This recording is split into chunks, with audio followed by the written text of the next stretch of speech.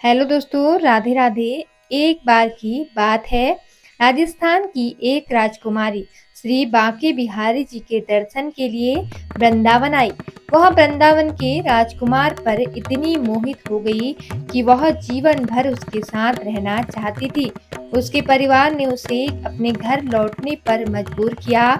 नम आंखों से उसने आखिरी बार श्री बांके बिहारी जी का दर्शन किया और वहां से चली गई। राजकुमारी के प्रति उसके प्रेम से मंत्रमुग्ध होकर बिहारी जी उसके पीछे चल दिए और तानसेन के गुरु स्वामी हरिदास जी द्वारा स्थापित उनके मंदिर में लापता पाए गए। बिहारी जी की खोज में लगे लोगों ने पाया कि वह राजकुमारी के घर पर हैं। इस बार बिहारी जी को वृंदावन में अपने मंदिर से घर में जाने के लिए मजबूर किया गया, क्योंकि उनसे मिलने आए सभी भक्तों को उनकी बहुत याद आ रही थी। उस दिन से भक्त और भगवान के बीच पर्दा पड़ गया, ताकि किसी भक्त के अधिक प्रेम के कारण ठाकुर जी को पुनः भक्त के घर जाने के लिए बाध्य न होना पड़े। अब पर्दा भक्तों को भगवान को देखने से रोकता है और उन्हें भक्ति में डूबने से रोकता है। पुजारी जी इस बहाने से पर्दा हटाते हैं कि यह बाल कृष्ण श्री बांके बिहारी जी बुराई को दूर रखता है। यह एकमात्र ऐसा मंदिर है जहां सुबह सुबह भगवान कृष्ण को जगाने के लिए तेज आवाज में घंटियां नहीं बजाई जाती। ब्रजवासी कहते हैं कि बच्चे को अचानक जगाना उचित नहीं है, उसे धीरे से जगाया जाता है। यहाँ तक कि आरती के लिए भी घंटियां नहीं बजाई जाती, क्योंकि इससे भगवान श्री कृष्ण को परेशानी हो सकती है। एक बार एक सेवक रात को श्री बांके बिहारी जी के लिए रात में पंखे की डोर खींचते खींचते सो गया है, और जब उसे यह लगा कि वह अपनी ड्यूटी से चूक गया है और इससे ठाकुर जी की नींद में खलल पड़ सकता है, तो वह झटके से जाग गया। उसने अंदर झांक कर देखा कि बांके बिहारी जी गहरी नींद में सो रहे हैं या नहीं, लेकिन यह देखकर वह चौंक गया कि बांके बिहारी जी वहां नहीं थे। रात के 1 बज रहे थे। उसने जागरण किया और सुबह 4 बजे देखा तो ठाकुर जी पहले से लथपथ और चेहरे पर लाली लिए हुए वापस आ रहे हैं। सेवक ने कोई दखल नहीं दिया और अपना काम जारी रखा। अगली रात वह पूरी रात जागता रहा। उसने देखा कि ठाकुर जी 12 बजे चले गए। इस बार सेवक ने उनके पीछे छुपकर देखा कि वह निधि वन में प्रवेश कर रहे हैं और रात के समय बांसुरी और नृत्य की ध्वनि गूंज रही थी। सुबह 4 बजे बांके बिहारी जी मंदिर में लौट आए। अब सेवक को पता चल गया था कि बांके बिहारी जी हर रोज 4 घंटे गोपियों के साथ रास रचाते हैं। जब पुजारी ठाकुर जी के घर जाने के लिए कुछ समय बाद मंगला आरती के लिए उन्हें जगाने आए तो सेवक ने उन्हें रोक दिया और कहा कि ठाकुर जी को निधिवन में रात भर भ्रमण करने के कारण पर्याप्त नींद नहीं मिली है। तब से मंगला आरती का समय बदलकर 8:30 कर दिया गया। ब्रजवासी मानते हैं कि वृंदावन में आज भी भगवान श्री कृष्ण की बांसुरी की ध्वनि और उन्हें राधा रानी का नाम लेते हुए सुना जा सकता है और उनकी पायल की ध्वनि भी सुनी जा सकती है। अतः भक्तों द्वारा गाए भजन जैसे वृंदावन के हो, बांके बिहारी हमसे पर्दा मत करो, कृष्ण मुरारी अवश्य सुनाई देते हैं तथा सर्वशक्तिमान ईश्वर और उनकी सृष्टि के बीच एक प्रेमपूर्ण संबंध कायम रहता है। श्री वृंदावन की भूमि में रहने वाला चंदन अपने माँ बाप का इकलौता बेटा था। वह दिन भर ब्रज की धूल में लोट-पोट रहता था। अपनी सखाओं के साथ वह अठखेलियां करता, सखाओं के साथ गैया चराने जाता। काम होने पर यमुना जी ने स्नान करके घर वापस आकर माँ बाप के चरण छूकर प्रसाद पाता था। यही उसकी दिनचर्या थी। चंदन ने धीरे धीरे ठाकुर जी के प्रति सखी भाव जागृत होने लगा था। अब ठाकुर जी की सखियों की तरह चलता था। कभी कभी सर पर चुनरी ओढ़ता और कभी आंखों में काजल लगा लेता। एक दिन उसकी मामा, जो कि बनारस में रहने वाले थे, वृंदावन आए और जब उन्होंने चंदन को सखी भाव में देखा तो उसकी माँ बाप से बोले कि चंदन तो आपका इकलौता बेटा है, इसे थोड़ा पढ़ा लिखा लो ताकि कुछ काबिल बन सके। चंदन के माता पिता उसके मामा की बात सुनकर यह सोचने लगे कि यह कह तो ठीक ही रहे हैं, और उन्होंने चंदन को उसके मामा के साथ पढ़ने के लिए शहर भेज दिया। शहर में पहले तो चंदन का मन नहीं लगा, लेकिन धीरे धीरे उसका मन वहां लग गया और बड़े अच्छे से पढ़ाई करने लगा। चंदन अब बड़ा होने लगा और चंदन भले ही शहर में रहकर वहां बस गया था, लेकिन ब्रज रस उसके अंदर फूट फूट कर भरा हुआ था, जो कि उसे कभी भी ब्रज से दूरी महसूस नहीं करने देता था। इसलिए वह वहां अपने अंदर ही अंदर आनंद में रहता था। चंदन की कक्षा में एक छात्रा उसकी सखा बन गई, जिसका नाम ललिता था। ललिता के माता पिता का बचपन में ही स्वर्गवास हो चुका था। वह अपने नाना नानी के यहाँ रहती थी। वह बहुत सीधी सादी लड़की थी। चंदन और ललिता की खूब बनती थी।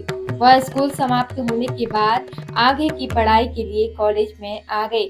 उन्होंने वहाँ एक साथ पढ़ा। चंदन की पढ़ाई अब खत्म हो चुकी थी। वह अपने घर वृंदावन धाम ले जाने के लिए तैयार हुआ, तो उसने ललिता से कहा कि क्या तुम मेरे साथ वृंदावन चलोगी? तो ललिता ने अपने नाना नानी की आज्ञा लेकर चंदन के साथ जाना स्वीकार कर लिया। जब चंदन अपने मामा की आज्ञा लेकर वृंदावन धाम पहुंचा, तो वृंदावन में पांव रखते ही चंदन के हाव भाव बदल गए। वह तो एकदम से सखी भाव में आ गया और उसकी चाल नर से नारी जैसी हो गई। वह अपनी कमर में हाथ रखकर चलने लगा। अचानक से उसके अंदर आए परिवर्तन को देखकर ललिता हैरान थी, मगर कुछ बोली नहीं। अब चंदन अपने घर पहुंच गया और घर जाकर उसने अपने माँ बाप के चरण छुए और ललिता के बारे में उन्हें बताया। ललिता की सुंदरता और सादगी को देखकर उसके माता पिता बहुत प्रसन्न हुए। काफी दिन हो चुके थे ललिता को वृंदावन आए, तो उसने जब चंदन से जाने की आज्ञा मांगी, तो चंदन ने उससे कहा कि क्या तुम मेरी जीवन संगिनी बनोगी? अचानक से यह सुनकर ललिता घबरा गई और शर्मा गई और मुस्कुराते हुए हामी भर दी, और उन दोनों की शादी धूमधाम से संपन्न हो गई। लेकिन कभी कभी ललिता को चंदन का व्यवहार अजीब सा लगता था। चंदन कभी कभी कमर में हाथ रखकर और चुनरी ओढ़कर और आंखों में काजल लगाकर लड़कियों का नृत्य किया करता था। ललिता को यह सब समझ नहीं आता था। एक दिन ललिता ने उससे पूछा कि कभी कभी आप यह सब क्यों करते हो? ऐसा रूप क्यों धारण कर लेते हो? चंदन मुस्कुराते हुए उसकी तरफ देखने लगा और बोला, प्रिय, तुम सब सुबह तैयार हो जाना, मैं तुम्हें कल कहीं लेकर चलूंगा। ललिता को कुछ समझ नहीं आया, लेकिन पति की आज्ञा मानकर वह सुबह जल्दी उठकर तैयार हो गई। चंदन उसको बरसाना धाम ले गया और किशोरी जी के निज महल में जाकर उसने अपने पाँव में घुंघरू बांधकर, आंखों में काजल लगाकर, कमर में चुनरी बांधकर नृत्य करना शुरू कर दिया। ललिता उसको देखकर हैरान हो रही थी कि अचानक से चंदन को क्या हो गया। वह तो बस अपनी धुन में किशोरी जी के आगे नृत्य किए जा रहा था। उसका नृत्य इतना मंत्र मुग्ध करने वाला था कि वहां पर आए सभी भक्तजन उसके नृत्य का आनंद ले रहे थे। बाहर से कभी कभी पवन का एक झोंका आकर चंदन के नृत्य का आनंद ले जाता, और कभी कभी सूर्य की किरणें अंदर आकर चंदन के पैरों पर बसते नूपुर से निकले राधे राधे की ध्वनि को सुनकर आनंदित हो जाती। जब चंदन थोड़ा शांत हुआ, तो उसने ललिता को बताया कि यह हमारी लाडली सरकार है, इनको नमन करो। ललिता को तब भी समझ नहीं आया। वह अभी भी असमंजस में थी। किशोरी जी को प्रणाम करके वह वापस वृंदावन आ गए। उसी शाम ठाकुर जी और किशोरी जी यमुना जी में नौका विहार करने निकले। नौका बहुत ही सुंदर तरीके से सजी हुई थी। नौका में चारों ओर कमल और मोगरे के फूल उगे हुए थे। नौका में ठाकुर जी और किशोरी जी के आमने सामने बैठकर एक दूसरे के रूप का रसपान कर रहे थे, और उनके पीछे बैठी एक सखी हाथ में पतवार लिए नौका को चला रही थी। तभी अचानक से उसके हाथ में पतवार छूटकर नदी में जा गिरी और वह घबरा गई और घबराहट के कारण वह अपने पैरों के नाखून से नौका की भूमि को कुरेदने लगी। तभी अचानक से ठाकुर जी का ध्यान पीछे बैठी सखी पर पड़ा और बोले, अरे सखी, इतनी घबराई हुई क्यों हो? उसने हाथ जोड़कर विनम्रता से कन्हैया, मेरी पतवार नदी में गिर गई है। तो ठाकुर जी मुस्कुराते हुए बोले, तो इसमें घबराने की क्या बात है? और आंखों ही आंखों में उन्होंने किशोरी जी को कुछ इशारा किया। अब एक तरफ से किशोरी जी ने, दूसरी तरफ से ठाकुर जी ने अपने हाथों को यमुना जी में डाल दिया और दोनों अपने हाथों को पतवार की तरह चलाने लगे। झुकने के कारण किशोरी जी के सिर पर ओढ़ी चुनरी यमुना जी में गिर रही थी और उधर दूसरी तरफ ठाकुर जी गले में पड़ा पीताम्बर यमुना जी में भीग रहा था। हाथों में लगा पीताम्बर और चुनरी में लगा इत्र यमुना जी में घुल मिल गया था। ठाकुर जी और किशोरी जी ने अपने हाथों से उस नाव को किनारे पर लगाया। अगले दिन ललिता की सास और ससुर जी चंदन की मामा के यहाँ किसी काम से गए। अब घर में ललिता और चंदन अकेले थे। चंदन सुबह सुबह ही अपने काम पर चला गया। ललिता हाथ में मटकी को लेकर यमुना जी से जल भरकर ले आई। आज घर में कोई नहीं था, इसलिए जब ललिता ने मटकी में से जल को थोड़ा सा पिया तो जल इत्र की खुशबू आ रही थी। इससे वह प्रसन्नता से भर गई। धीरे धीरे उसने उस मटकी में से काफी जल पी लिया और जब थोड़ा सा जल शेष बचा तो उसका ध्यान मटकी में गया तो वह क्या देखती है कि नौका में बैठकर नौका विहार करते भगवान श्री कृष्ण और किशोरी जी नजर आ रहे थे। ललिता घबराकर दीवार के सहारे खड़ी हो गई। उसको कुछ सूझ नहीं रहा था। मटकी से पिया हुआ जल धीरे धीरे उसके शरीर में पूरा फैल चुका था। उसकी आंखों में न जाने कैसे आंसू की धारा बहने लगी। इतने में चंदन बाहर से आया और उसने पूछा कि क्या हुआ। ललिता के मुंह से कुछ भी नहीं निकल रहा था, परंतु उसके होठ कुछ कहने के लिए फड़फड़ा रहे थे।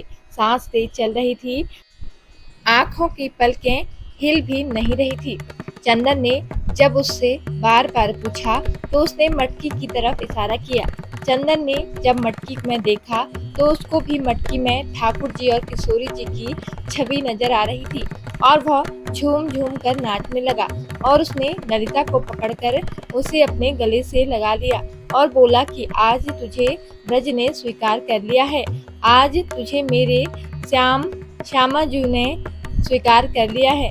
और ललिता कुछ समझ नहीं पा रही थी। चंदन ने उसे समझाया और कहा कि तुम्हारे कुछ पुण्य कर्म थे जो तुम्हें ब्रज में आने का सौभाग्य प्राप्त हुआ, लेकिन ब्रज में कदम रखकर तुम्हें सुख प्राप्त हो रहा है, लेकिन तुम्हें किशोरी जी की आज्ञा की जरूरत थी, इसलिए मैं तुम्हें बरसाना धाम ले गया ताकि तुम्हें भी किशोरी जी का आशीर्वाद प्राप्त हो।